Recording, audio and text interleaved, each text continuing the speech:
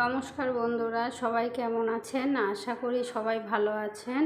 আজকে আমি আপনাদের দেখাবো একটা ভোলা মাছের রেসিপি। দেখুন, তেলটা গরম হয়ে গেছে। আমি মাছটা নুন হলুদ মাখিয়ে রেখেছি। এবার মাছটা আমি দিয়ে দেবো।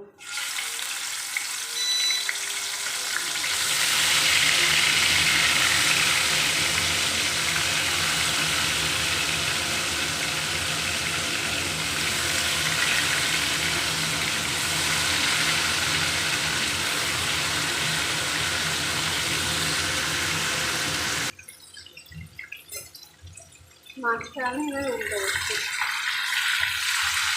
বেশি কড়া করে ভাজা করবো না।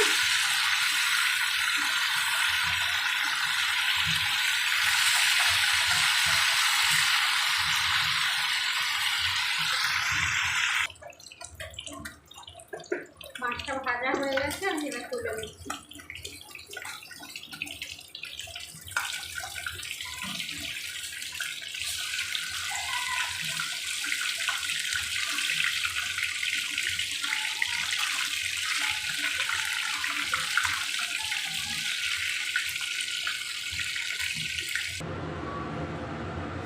তেল দিয়ে দিচ্ছি, এটাতে একটু বেশি তেল লাগবে।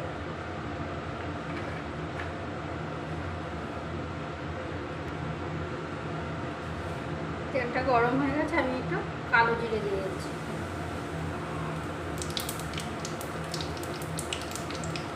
কালো জিরেটা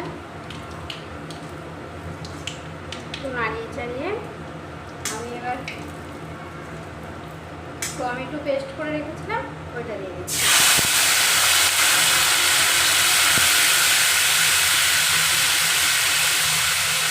আমি টমেটোটা বেশিরভাগ টাইম আমি তেলের উপরেই দিই, কেননা তেলে টমেটোটা দিয়ে একটু নাড়িয়ে চাড়িয়ে নেওয়ার পরে ভালো করে তরকারির কালারটা ভালো আসে।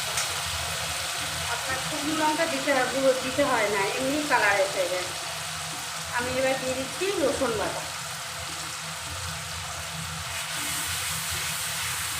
রসুন বাটাটা দিয়ে আমি ভালো করে একটু নাড়িয়ে চাড়িয়ে নিয়ে,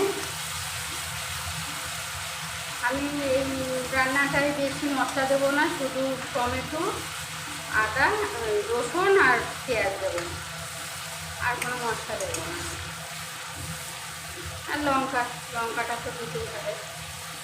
এবার নাড়িয়ে চাড়িয়ে নিয়েছি। এবার আমি এই রান্নাটা আমি করেছি পুরোটাই শিলে বেটে, পেঁয়াজটাও আমি শিলে বেটে নিয়েছি, আর রসুনটাও শিলে বেটে নিয়েছি।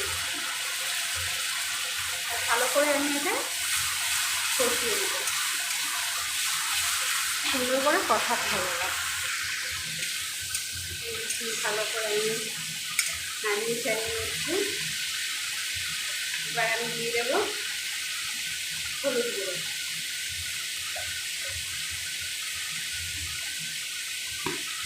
আর আমি এখানে দিয়ে দেবো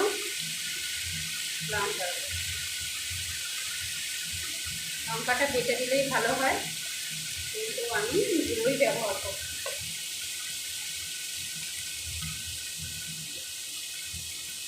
পরিমাণ মতো নুন দিয়ে দেবো।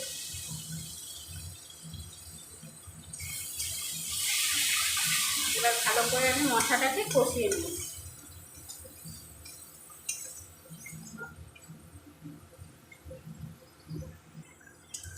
আমি মশলাটা একটু টাইম নিয়ে কষিয়ে নিচ্ছি ভালো করে, একটু তরকারিতে দিলে পরে একটুখানি কাঁচা মশলার গন্ধ আসবে, আর ভালোও লাগবে না। আমি দুটো কাঁচা লঙ্কা চিড়ে দিয়ে দিলাম।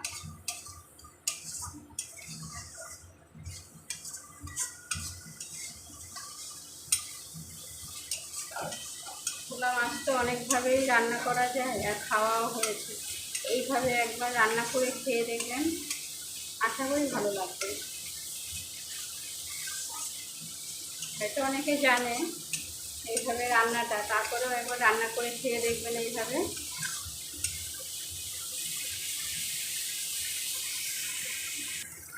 মশলাটা আমার ভালো করে কষানো হয়ে গেছে, আমি এবার জল দিয়ে দেবো।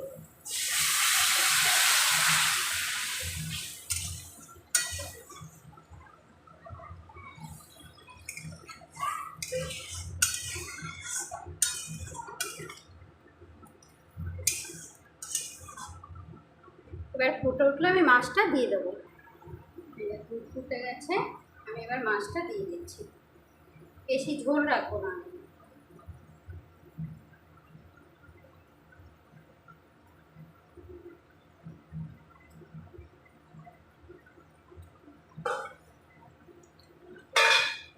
এবার আমি একটুখানি এটা ঢাকাটা দিয়ে দেবো।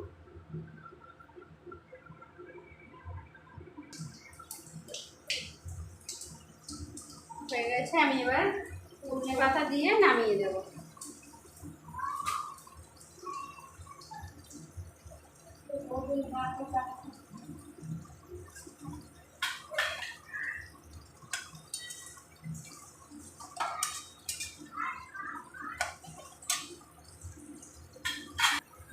হয়ে গেছে, আমি এবার এটা নামিয়ে নেব। এই যে হয়ে গেছে আমার ভোলা মাছের রেসিপি। এবার পরিবেশন করলেই হয়ে যাবে।